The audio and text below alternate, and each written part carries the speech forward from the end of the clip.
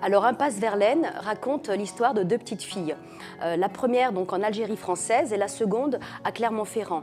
Et dans ce livre, je raconte le lien entre ces deux petites filles parce que la première est la mère de la seconde. Et à travers leurs histoires, on découvre en fait ce qui relie une mère à sa fille. Comment on est fabriqués, nous les filles, à partir de nos mères et aussi à partir de la terre.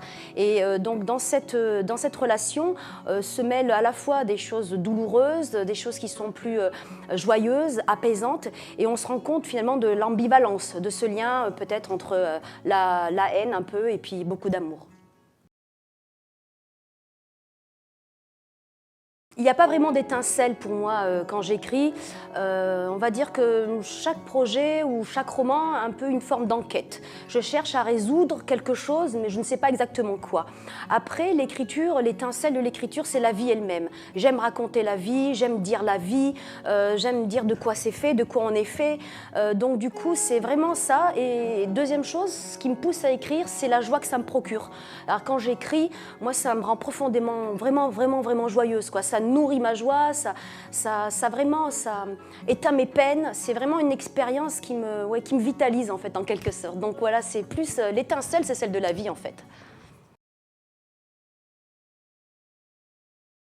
Moi, il n'y a pas de livre qui a changé ma vie. Par contre, la littérature a fait ma vie. La littérature, pour moi, c'est l'occasion de modifier le réel, de le réenchanter, de trouver refuge aussi par rapport au réel. Donc en fait, c'est tous les livres qui changent ma vie tout le temps. Oh, Dostoïevski, ouais, obligé. Le crime, le châtiment, ça c'est la vie.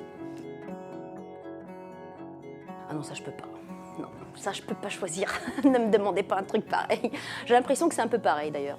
Je crois que sans le savoir, dans le Puy-de-Dôme, je découvre la tendresse des Aurès.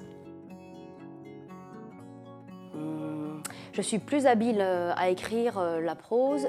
La poésie, je l'aime quand elle est rimbaldienne. Je l'aime quand elle est comme ça, un peu à vif, mais je ne suis pas capable d'en écrire. Oh, moi, je prends les deux, hein. Je suis gourmande.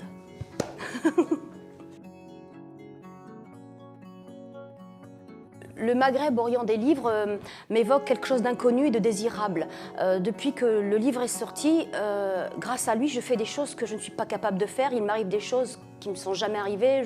Je voyage, je vais dans des endroits, je découvre aussi une part de moi à travers la réception du livre. Donc ce festival va dire quelque chose, je pense, de moi, du livre, de mon histoire. Et donc j'attends ça avec une forme d'impatience et en même temps, oui, beaucoup de joie quoi, à vivre ce moment-là, quoi.